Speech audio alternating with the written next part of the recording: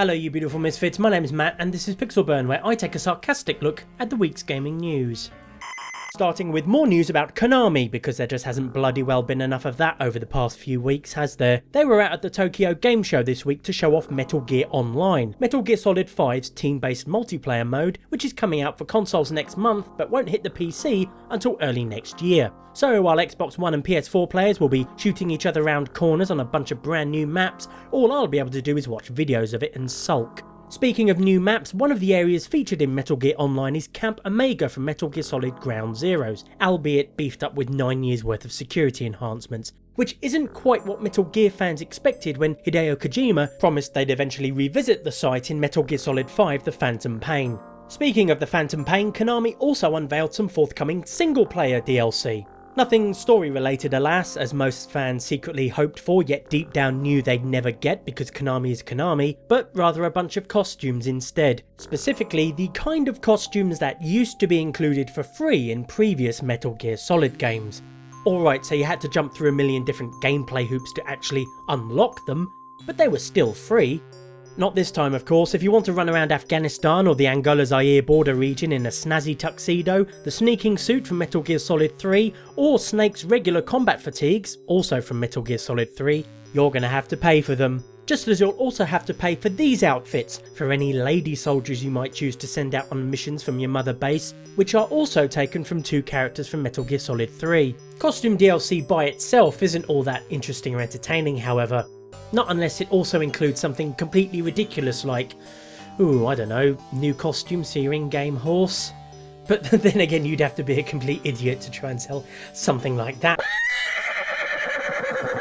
Yep, hold on to your hoverboards people, Konami are taking us back in time to 2006, a more innocent age when Bethesda Studios, having just released The Elder Scrolls Oblivion and trying to figure out this newfangled thing called downloadable content, thought that selling decorative in-game horse armour for $2.50 a pop was a great idea, and not something people would still be taking the piss out of them for 9 years later. Although, as much as we still laugh at Bethesda's horse armour tomfoolery nowadays, according to Bethesda Studios senior level designer Joel Burgess, it was an important step towards Oblivion's larger, more story-focused expansions like Knights of the Nine and the Shivering Isles, the latter being very much a fan favourite. The chances of Konami following up their horse armour DLC with some meaty single-player story content, however, are, well, about as likely as them making a AAA video game ever again. Practically none. That is, if you believe the rumour posted on a French game blog called, Gameblog.fr, that Konami's worldwide technology director Julien Merceron has parted ways with the company this week, allegedly because Konami are now finally abandoning AAA video game development altogether. According to Gameblog, Konami's slate for upcoming AAA titles is almost entirely blank, with the exception of Metal Gear Online and Pro Evolution Soccer 2016. Leaving Merceron with bugger all else to do but skip off to pastures new. So much for that new Kojima-less Metal Gear Solid sequel Konami were advertising for a while back. While Konami have yet to comment officially on these allegations, their community managers have publicly denied them, in an unofficial capacity, on various social media outlets and elsewhere. And why wouldn't they? A company still trying to flog 2 more games, Metal Gear Solid 5 and Pro Evo in this case, isn't going to say they're not making games anymore until they've squeezed as many sales as possible out of them. It's basic business, innit? And even if Konami were to stay in the AAA games development business, who the fuck are they going to get to make them? They've scattered their best creative talent to the 4 winds and built a reputation as an absolutely horrible place to work. You'd have to be mad or desperate to accept a job there now. Nope, this is quite probably the last we'll ever hear of Konami in regards to video game development ever again.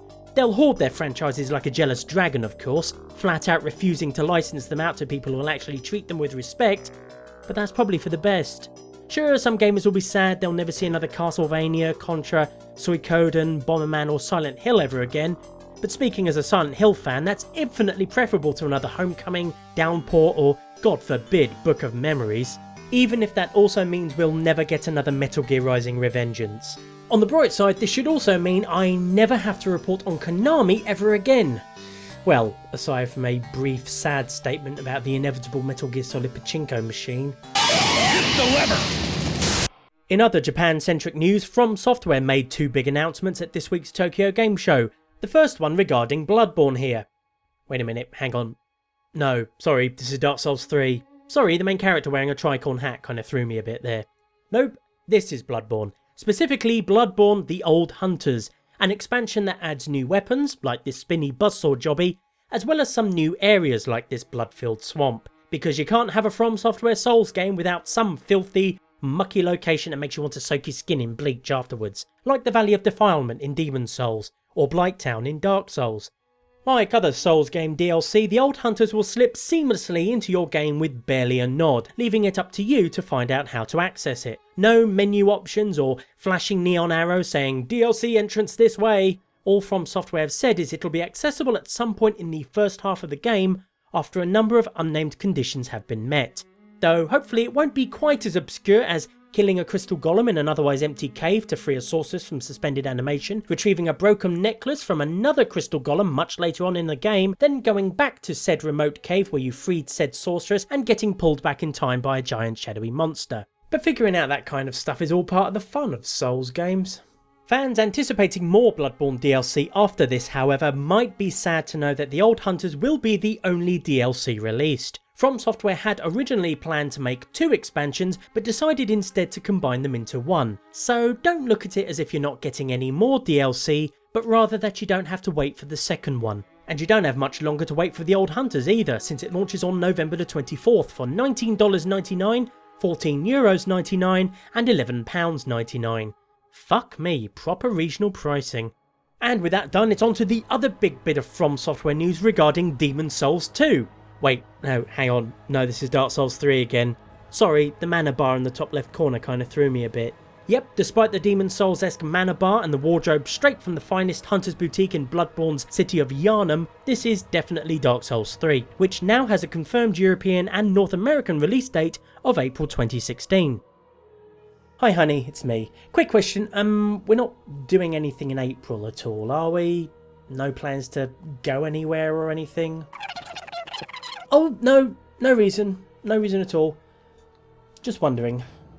We've also been treated to various bits of gameplay footage showing off many familiar elements of the Dark Souls series, the most obvious being a whopping great dragon burning enemies, and you if you're a blundering idiot, to a charred crisp. The Estus Flask also returns, although you'll be juggling 2 of them in this third instalment. The familiar orange Sunny Delight variety that restores your health, and an all-new blue raspberry flavour called Ash Estus that tops up your magic pew pew bar, which you'll still need even if you're not playing a wizard, as melee warriors can now use special smash things in the face with a huge fuck off sword abilities called Critical Arts, which draw from the same energy pool. So it's not so much a mana bar as more of a do cool shit to fuck people up bar.